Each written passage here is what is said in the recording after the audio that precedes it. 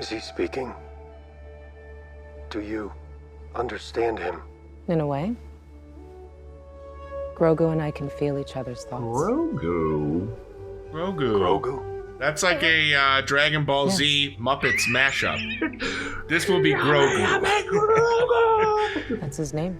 Kameyame Waka Waka Waka! Whoa, welcome back to New Rockstars. This is our reaction to The Mandalorian Season 2, Episode 5, Chapter 13, The Jedi. This episode brings in Ahsoka freaking Tano to explain the child's backstory and name, which is apparently confirmed to be Grogu. And they did all this just to give the poor child the Anakin Skywalker treatment. I can't train him. He's too old. He's too scared. He's too fat, and he's too loving. Now get out of here. Poor kid. Well, this is Wookieeleaks. It is our Mandalorian after show. I'm Erik Voss on a brief furlough from the Blue Dungeon for Thanksgiving. I'm here with Tommy Bechtold. Hey, buddy. I'm starting to think that Jedis just don't like teaching. Like they're like the college professors that are forced to come out of their field of choice and go home and teach a college class. They're like, I don't want to do this. I want to be making film. I'm about cinema. I don't want to have to teach young Frankenstein to another class of 18-year-old assholes. I was one phone call away from working with one J. Abrams before I had to take this gig. That's correct. I'm friends with Marty. Heard of him? Scorsese? No. Sheen. Everyone's friends with him. They just don't know it yet. That's right. He's very active on Parler. Just kidding. I think he's a Democrat. Anyway. We learned so much this episode, tying in everything that we want to be tie-in from Star Wars Rebels, including Grand Admiral Thrawn, which also probably means Ezra Bridger, guys. Now, in terms of just Grogu and his whole timeline, you may have already rushed out a video of explaining the significance. I was able to go into the dungeon real quick to get that done. Yeah, I was dazzled by that, by the way. In to talk nerd stuff. Now, tomorrow will be my separate in-depth Easter egg breakdown of all the stuff that you missed. And this is Wookieeleaks. We're going to go into a lot of it here. But before Tommy recaps the episode, not only do I have this reminder that you can still purchase the limited edition. This is a Way shirt exclusive from New Rockstars official merch store, newrockstarsmerch.com. We also ordered like 50 more of the red and white varieties, so even though they've been sold out for most of the run, you can probably snag a colored variant issue if you act quickly. Another reason you should act quickly is because today is the first day of our Black Friday 10% off sale. That is 10% off everything store-wide starting today through midnight on Cyber Monday, November 30th. To celebrate Epic Hero Shop's first Black Friday, they are dropping a bunch of new designs available for order. My favorite, obviously, is the new Easter egg line. These designs are for the diehard fans who will get every tiny reference. Basically, they should come work for us if they find them all in this. This one celebrates the upcoming release of WandaVision, and it is chock full of Easter eggs from the movies, show, and comics. Also, boom, you're looking for this shirt? Well, you found it. Yes, we had to do it. We made a boom. Are you looking for this shirt? This is Philip in it. Actually, Philip, last night, that madman knocked out a brand new shirt to celebrate the reveal of the child's real name. This has got to be the first shirt out there that has little baby Grogu by his real name in his adorable little mugshot because he's a little monster. So yeah, go snag all of those shirts. They will make great holiday presents as long as you order them as soon as possible. And a special reward for those who didn't jump ahead in the video, skipping this ad, we know who you are. For listening through this, you can get an extra 5% off, an extra 5% off. That's in addition to the already applied 10% discount for everyone. You just got to enter the code New Rockstars Black at checkout. So that's newrockstarsmerch.com. 10% off for everyone and an extra 5% off for you with the code New Rockstars Black. And as always, when you buy the Mando shirt for $50 more, you can also write in a custom shout out, a hot take, whatever, and it'll appear beneath us in these Wookieeleaks episode. You can see a couple below. Steven Borderello said, Uncle Tommy excluded from People's Sexiest Man list. Canceled. Thank you, Steven. I also was hurt by that snub, but they come out with one every year. So let's start the campaign for 2021, guys. Let's do this. Also, it looks like Levi Sains said Alderaan, more like Aldergon. Ha ha ha ha. I'll let myself out.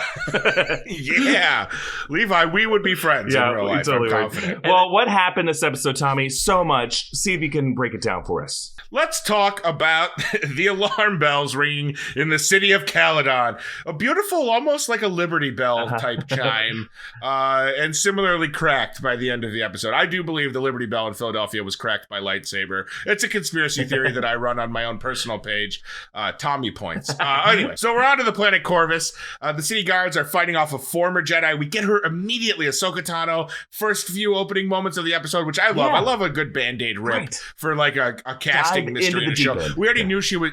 Exactly. There's no surprise that this character was showing up. We knew from the trailer earlier that she was coming, so like do it right away. Yeah. Using her amazing skills, the twin lightsabers, we see her dispatch the guards, and then she gets to the city gate where she's confronted by Magistrate Morgan Elsbeth and her lieutenant Lang. Shout out to Michael Biehn, Terminator 1 in the house. Oh, can we say Morgan Elsbeth is definitely a girl who your little sister spent the night at one point? Yes. Where is she's at Morgan Elsbeth's house? Morgan Elsbeth is bullying some other girl, and that girl had to call her parents to come pick her up. That's right. Morgan Elsbeth's parents are getting a divorce, but her dad just bought her a horse. Anyway, Ahsoka Tano gives the magistrate 1 day to surrender and give her the location of her mysterious master, which will be revealed. Meanwhile, the Mandalorian and the child fly and land outside the city that exists in just a disgusting part of Corvus. A real Syracuse, New York energy, if you ask me. Whoa. Shots That's fired. I'm just antagonizing the snow belt right now. So then he reaches the city gate where he introduces himself as a bounty hunter and is taken directly to the magistrate. On the way to the magistrate's quarters, he notices that some of the citizens have been hung up and are being tortured with electrical shocks. That was a terrifying way to be tortured, just like an electric prison cell that's literally the size of a basketball hoop around you. So the magistrate makes a straightforward offer. Kill the Jedi that's troubling her, and then she'll give Mando a Beskar steel staff that's in her possession. We know how Mandalorians are with Beskar. They can't resist them. It's like Gollum to the ring. He's given the last known coordinates of Ahsoka Tano, and he goes on his way. So he's searching for Ahsoka in this awful wasteland, similar to the Carrier Dome in Syracuse, New York. And she surprises him, but he's able to fend her off. He's able to fend off the attacks because this is the first instance we see of the Beskar really repelling the lightsabers and not being unable to be penetrated. Yeah, that's sturdy stuff. Kind of fascinating, and kind of goes back to the mythology and the lore of the Mandalorians fighting the Jedi. Maybe that was why they were able to actually. It was a fight rather than just a massacre. So anyway, before things get out of hand, he tells her that he's not really going out there to kill her, of course, but that Bo-Katan has sent him, which manages to immediately cool Ahsoka down. She's not in attack mode anymore. Ahsoka then sees the child and is immediately drawn to it, which is cool. The two of them are interacting. Ahsoka doesn't say a single word, but is able to ascertain a lot of information about the child here. Yeah. Mando is pacing because there's a new parent in town and there's father-son jealousy action. But then that's when we get the great reveal of Baby Yoda, who I will still refer to as Baby Yoda forever, has a name, and it is Grogu. She mentions that she's only ever seen one other being like him, Master Yoda. Sorry, Yaddle. I guess you're out. You're out. She's never seen Yaddle. She's out. Most of us have never seen Yaddle. So Ahsoka then reveals that Grogu was raised at the Jedi Temple and has been trained by many masters. So like that kind of that answered for me a question, because I was always kind of wondering like, why was this kid was he just naturally gifted at using the Force? Was he so powerful? But no, evidently he's received some type of training. He's taken some workshops. Right. He's graduated from the UCB curriculum. Exactly. He knows how to move stuff with his mind. He's in an advanced study class doing clowning. He's doing clown work. This is such an inside baseball joke that no one will find it funny. Oh, if they know us, they know it. So that's true. So Ahsoka can kind of sense that the child has this connection with Mando, and that's why she refuses to train him, because she's afraid that Grogu will go down a darker path due to the fear that he would have over protecting Mando and the love. Like, it's just too emotional. We know how Jedis are about emotions. They're like Irish Catholics. You got to shove them all down until you get inoperable cancer. So Mandalorian proposes a deal that he'll help her dispatch of the magistrate if she will in turn train the child, aka Baby Yoda, aka Grogu, and she accepts. Ahsoka mentions that the Magistrate is not an opponent to be taken lightly, as she has helped the Empire build the entire Imperial Starfleet, and it seems like she's still at work because that town, the city, looks like it's been pretty stripped bare. There's not a lot of greenery, ironically. Only in the Magistrate's little temple area does there seem to be anything growing. So Ahsoka and Mando storm the city. They take out the lights. They chop the bell in half, which is pretty awesome. My personal favorite of mine.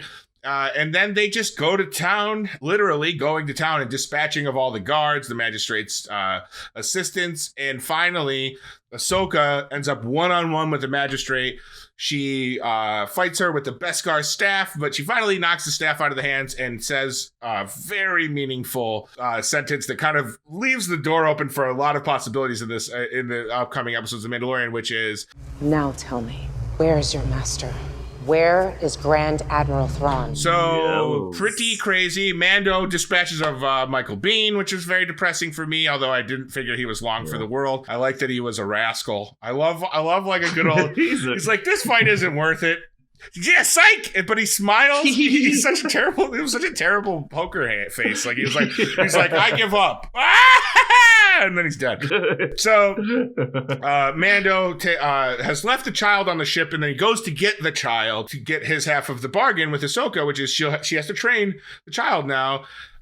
So he goes and has kind of a sad goodbye, but then Ahsoka still refuses to train him, so they're still going to be together. And she says the Mandalorian has become like a father to Grogu, and that he should take the child to Tython, where there are ruins of an old Jedi Temple. She believes Grogu can there decide his own fate, his own course, by tapping into the force of the temple. Mando needs to set Grogu down on the stone, and then he can call out to another Jedi, Luke Skywalker, maybe? I'm sure we'll theorize on that later. So otherwise, it's up to the Mandalorian. Mandalorian then gets the child and starts on the journey to Tython. So that's it. Pretty crazy episode. A lot of questions raised. I mean, this was nuts. They revealed so much just in this time, and by saying Admiral Thrawn is the object of her search, that probably means Ezra Bridger is tied into that, or was. Right. I have a thought on that later. But poor Mando, this is really just I was told by the county clerk that I have to come back to the DMV to get my tags re-registered. Now you're telling me I have to go to the Santa Clarita what? Right. Yeah, it's really just gonna be one place to another, but that's what makes it fun, because you get to tie in Bo-Katan, you get to tie in Ahsoka, and maybe now Luke. The action of this episode looked incredible. I love it. Reminded me of that awesome moment in Phantom Menace, how there's the gas fog in the room, and just by the ignition of the lightsabers, and the droids don't know where they are. Just by the lightsaber, it identifies the Jedi, and by making those the twin white sabers, already fans of the animated series know that this is going to tie into Rebels. So it's just awesome that it's that and not just some random blue one that she made later. Obviously it's Dave Filoni, he makes both, right. So but I just love the tie-in. Yes, I do too. No notes on this episode for me. Enjoyed it very much. Maybe not enough Jeans guy peering in from around the corner, but he was there. If you look real close, he's the Slender Man somewhere in those streets. He's a Force ghost now, because he was immediately fired from the crew. Let's dive into some of the deeper meaning of this. Tommy, you started to touch on it a little bit, because in Ahsoka's denial to train Grogu, she essentially used the same justification that Master Yoda, Mace Windu, Obi-Wan, several others used with the young Anakin Skywalker in the prequels. They initially said that personal connections make you weak in the Jedi Order, as Tommy called it, Irish Catholic syndrome.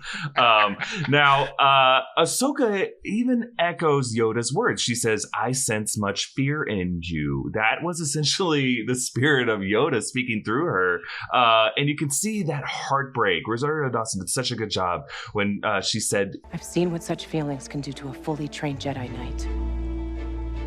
To the best of us." All that was referring to her old friend Anakin Skywalker, whom she believes allowed his fiery passions to blind him to the corruption that was taking hold of him, and she doesn't want history to repeat itself with Grogu, because she saw it basically destroyed the galaxy.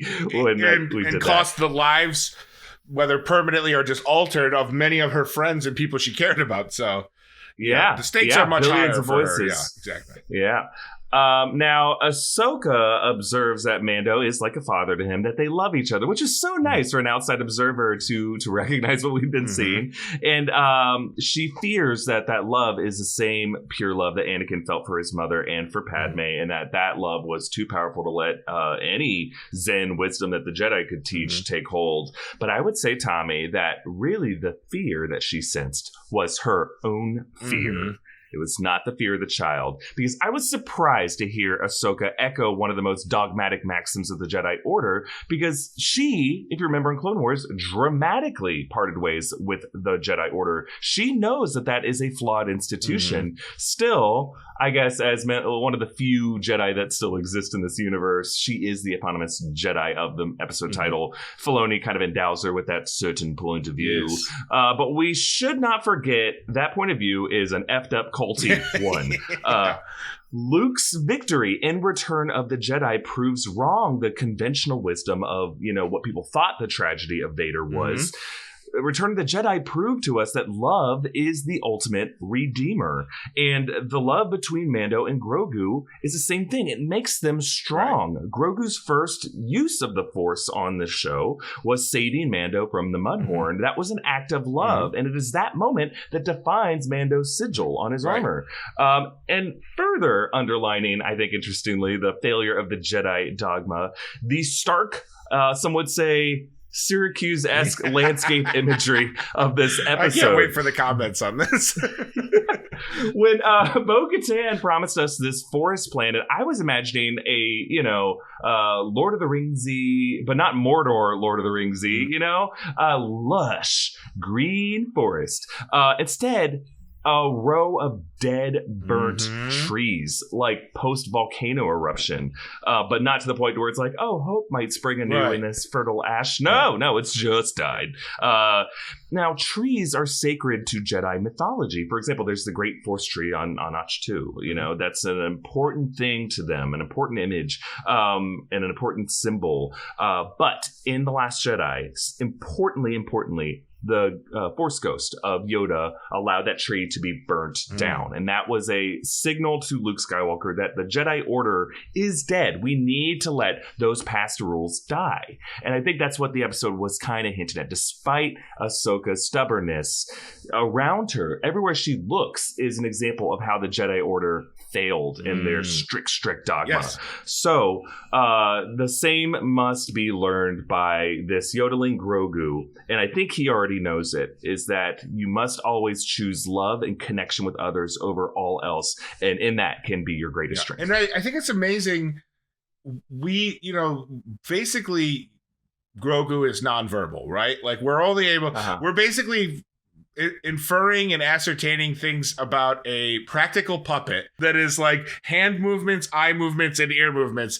And it's amazing how much we kind of can conclude or at least hypothesize about this little being already based on the information we're given from characters and just by his own actions. So it's truly kind of a remarkable achievement of effects engineering. Yeah. And I think honestly, that's the secret to his success. I think the fact that he doesn't have a voice that can either be like nails on a chalkboard or like have a wave of popularity and then people start to turn on it, just leaving it it's almost like the Chaplin effect. Like that's what we lost when we lost silent films. It's like just by a visual, like you convey so much with no words or dialogue that sometimes a show is better without it. Some of my favorite episodes of all TV shows are ones where there's hardly any dialogue. And that's, the final 5 or 6 minute sequence of the Clone Wars series, zero dialogue. And it was honestly, I think, the best 5 minutes of the series.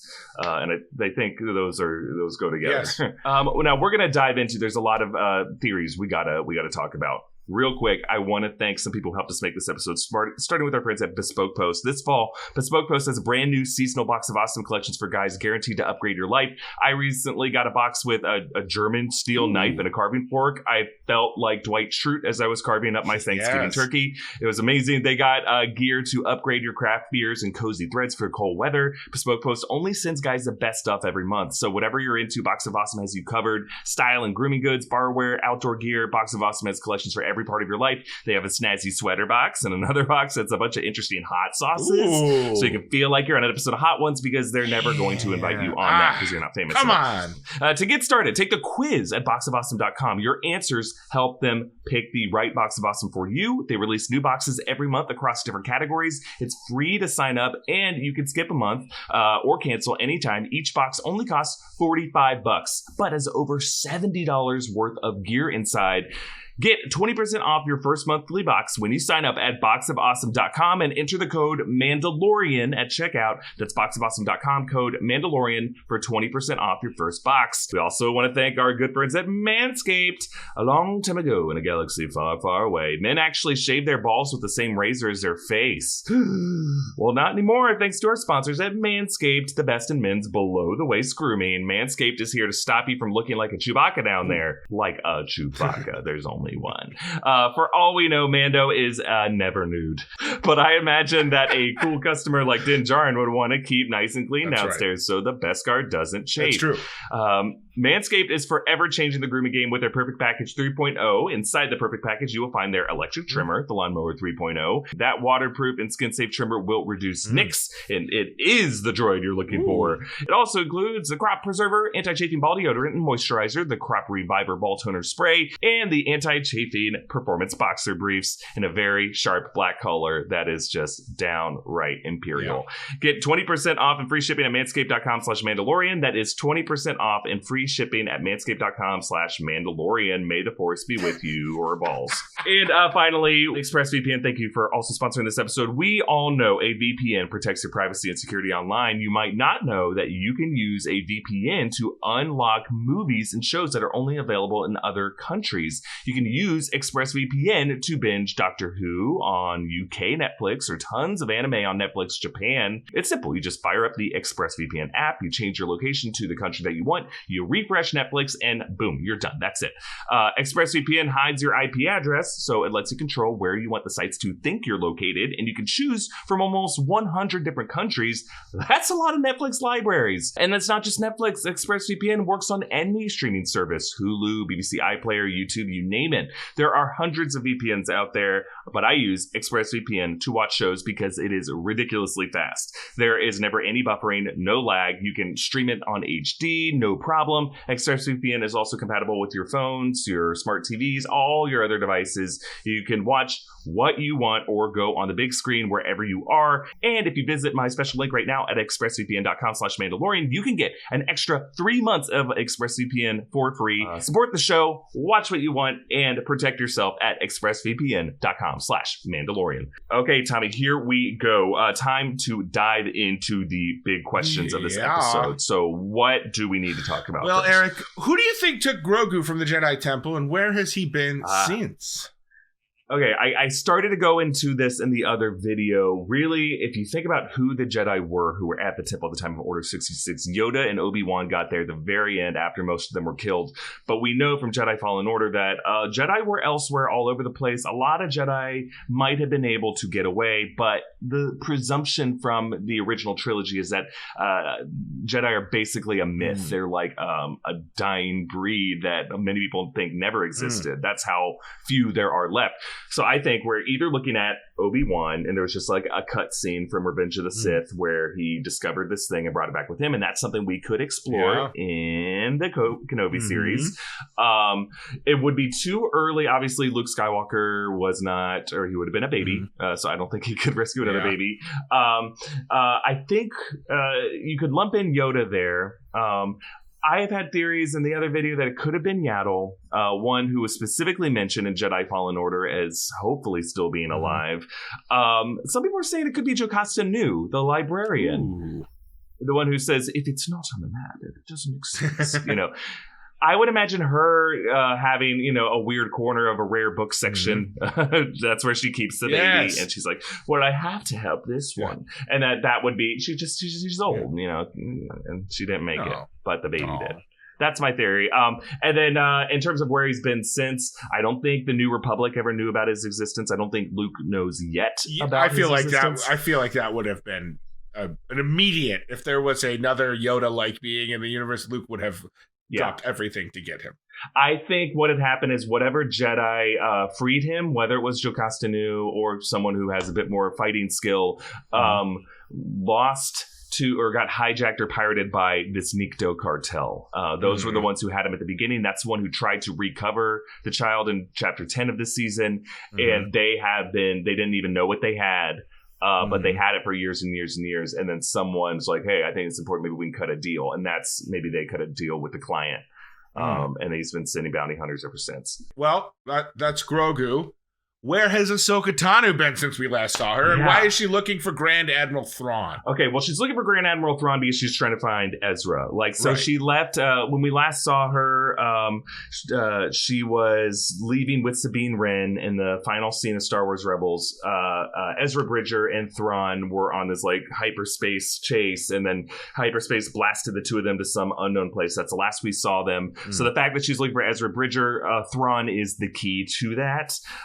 But here's my curiosity about this. I think they want Thrawn to be an interesting big character in the show. Why not?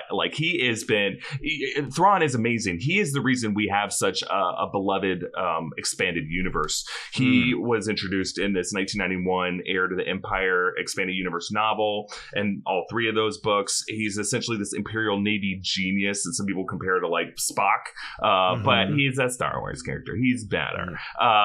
He was initially brought on as the guy charged to try to keep the Empire together after the Battle of Endor. But he was so popular that he was brought into Rebels Season 3, and he butt heads. This was taking place before those books and are officially canon. And he butt heads with the crew of the Ghost until he and Ezra Bridger went. She's trying to find Ezra. This could also mean that Ezra and Sabine are going to be joining the show in live action form. However, I think she was viciously angry when she was asking where Grand Admiral Thrawn is, and Sabine was not with her. So I'm thinking maybe in the years since she already found them, and Ezra might not have made it, Sabine might not have made it, but Thrawn could have gotten away, and now Ahsoka is looking for revenge. Yeah.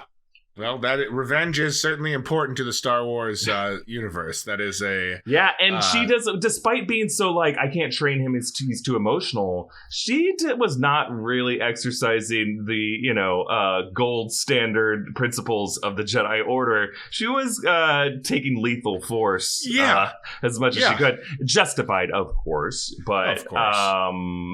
I don't know if she's being motivated by any kind of sense of peacekeeping at all. She seems in attack mode. Absolutely. All right, so let's talk about this planet Tython. Yeah. Tython. How is it important to the Star Wars universe, and what Jedi do you think Grogu is going to connect with when he inevitably that's going to be the big stone? question heading up, which is surprising. I don't know if we'll see Ahsoka again this season. I hope we see her collide sabers with Moff Gideon. But so Tython is another one of these things that started from the Legends continuity. It first appeared in the 2007 novel Dark Bane Rule of Two. It was considered the home world of the Jedi Order that was a predecessor to the Jedi Order. But in the new established canon, Tython came up on a map that was in a Force Awakens role-playing game in 2016, and then later in the 2019 comic Dr. Aphra 40. So Tython contains, as Ahsoka mentioned, these ruins of an ancient Jedi Temple, and some debate it may be the Jedi Order's very first Jedi Temple. It's kind of up there with Jedha and Ahch-To, and even the Temple on Coruscant as these historical sites of significance in the Jedi religion. Now, as you mentioned, not many active Jedi right now. Luke Skywalker is one we know about, but also we know from The Rise of Skywalker that Leia was a Jedi, that he trained her enough so that she could weirdly space fly in The Last Jedi. But so there's a few Jedi. They're probably the oldest Jedi that we know about, unless this show is going to reveal that some other Jedi escaped from the Jedi Temple, or were just off-world. We know from other stories that certain Jedi were off-world, but they were hunted down. They were purged. So there's still not many options. So it's either going to be a completely new character that we don't know about, or it's going to be Luke Skywalker. All right. So what happened to Morgan Elsbeth, and what is her connection to Thrawn? Well, her parents are allowing her no more sleepovers until she learns to stop bullying and get along with the less popular girls. So yeah, they mentioned how Morgan Elsbeth helped plunder and destroy these worlds to help the Empire build their Imperial Starfleet. Sure. I don't think she's doing that now. It's interesting that she considers Thrawn her master, and her bow staff, just bow. You don't need to say bow staff. Her combat skills are pretty great. Yeah. And it's interesting that they pulled that detail because Thrawn was a weapons officer before he rose up to be Grand Admiral. So he had these great hand-to-hand melee skills, and it seems like that's one of the things that he was able to pass on to her. I hope that Thrawn is no longer trying to serve the cause of the Empire. That's what Moff Gideon's doing. I hope Thrawn is trying to build his own fleet, his own empire. He's just like a crazy genius space pirate now, and he has this apprentice that he's kind of training in his own new religion, his own new way. And let's build this outward. Let's stop making this everything's Empire or everything's resistance / rebellion. Yes. Let's have like third forces in here that are also, because that's how the real world works. You don't have like light and dark. You have also we have this ally that will switch sides in different generations. So and not to make it not to tie it into another fantasy story, but that's what when Game of Thrones was really singing was when there were multiple powerful forces that could align and betray each other and swing the odds in favor of an underdog in an instant and then betray them for their own interests. So rather than having Gideon and Thrawn on the same side, I think having them be threats to each other as well as our heroes is way more interesting. Yeah, that's why I think introducing Thrawn this way is the most exciting to me. This isn't just another Imperial threat. This is another threat to both sides that could be a huge political aligning game changer on this show, even bigger than just knowing that the kid's name is Grogu. Right. Which, speaking of Grogu, we just got to talk about what is his fixation with the orb knob on the control lever? I mean, there is like... What is that? There is the weird like orb imagery with the Jedis, like the training, lightsaber training thing was kind of a floating orb, wasn't it? That Obi-Wan made Luke train on. Yeah, maybe they're just drawn to like, maybe it's something about the like precision of a sphere or perfection of a sphere or something like that. Right, I don't know. I mean, I'm reaching. Maybe he's just a kid who likes like it reminds him of a toy he had. It's just a ball. Like everyone's saying, he's just a kid who wants his ball. Stop reading into it. Even though I clicked on video and subscribed to a channel that actually analyzes things. I hate it when you analyze. Even though I live for your analysis. No, I think the fact that they keep revisiting this particular thing is interesting. It is the same shape as the frog eggs. I know. I don't want to read too much into those either, but I don't know. You dare. Maybe that kid was taking the Death Star at some point, right? Oh yeah. He's around canonically when it existed, or there during the second Death Star, and he just like saw its creation or was taken to it in some like traumatic moment, and he's just like wants to hold it because it's a ball. I don't know. What if Baby Yoda is just like the Forrest Gump of Jedis? Like he's just been adjacent to all of these huge historical events in the Star Wars. I hope so. Like it's like you see him like he's like floating around in that floating bassinet like while the Death Star is being built to fully operational power, and then like leaves a day before it explodes. Like, and you, my child, how do you feel? I gotta go pee. Yeah, that's the voice that it needs to have. Everyone hates the show now. All right, we're gonna close out with another segment of Man Does and Man Don'ts. It is our Connections Corner, where we're gonna own up to the mistakes we've made, but really aggressively defend our stances. That's right. And brag about what we got right.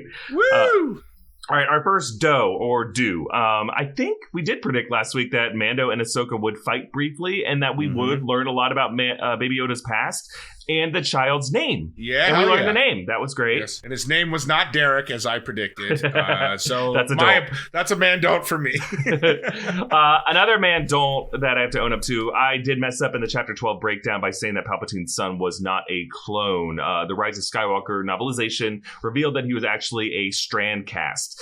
I didn't know that because I didn't read the Rise of Skywalker novelization. Like many of you, I was ready to move the on from the Rise of Skywalker.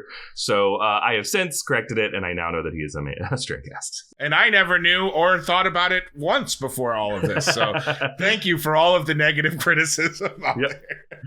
Another Mandu, back when Ahsoka was announced earlier this year, I did speculate that we might also meet Thrawn, and he would appear on the show, and that looks increasingly to be the case. Now, I did mention at the time that Michael Biehn might be playing Thrawn, even though that's not at all good casting. Obviously, that was wrong. And one final Mandolt. We have been calling Grogu's blue cookies macaroons, and they are actually macarons, according to the snobbiest 1% of commenters among the already most critical fan base in the nerd world. Look, everyone who told me that, from one nerd at work to another nerd at work, the moment you find yourself starting to write that tweet or that comment, just stop for a second and think, would I want to be tweeted this? And even if the answer is yes, still don't. We don't want to because we don't. We don't. Because if you aren't the only person who tweeted us that, imagine 10 more people did, and imagine waking up to find 10 tweets saying that you left an O out of a word. Right. And we like engaging with fans of the channel and people who support us, but we can't engage with the positive or thought-provoking or meaningful conversations if we have to weed through 15 comments of like, you actually said that this person was on this ship when they were on this ship, or that's not the type of Star Destroyer that you said it was. Like, okay, fine, we messed that up, but we can't actually get into your theories and like kind of all work together towards, uncovering these fun theories or answering these questions if we have to spell check ourselves. Yes, that well put. That is perfectly put. This is just about helping us clear our consciousnesses so that we can focus on the conversation we want to have and not being like, actually on every little detail. That's not what we do here at New Rockstars. We look past even details in movies that don't totally line up just so we can really talk about the real discussion. So cut through themes, that bullshit. The heart. The lungs, the liver, the infected livers. So that is it for this episode of Wookieeleaks. You can follow me at EA Voss, follow Tommy at Tommy Bechtold. Tommy, thank you so much. This was such a huge episode. I'm so glad we were both here for it. Me too. I what a thrill it is to get to cover this show every week. I love it. Yeah, and I'm looking forward to next week where we got 3 more episodes of this season. There's so much more we can explore. Savor them all. Subscribe to New Rockstars here on YouTube. Subscribe to Wookieeleaks wherever you get your podcasts. And if you do, leave us a nice rating review on that podcast. I'm going to be back tomorrow with the Easter egg breakdown of all the details. So stay tuned for that because there were quite a few. And we're going to leave you with our favorite Grogu moment of the episode. Grogu? Grogu.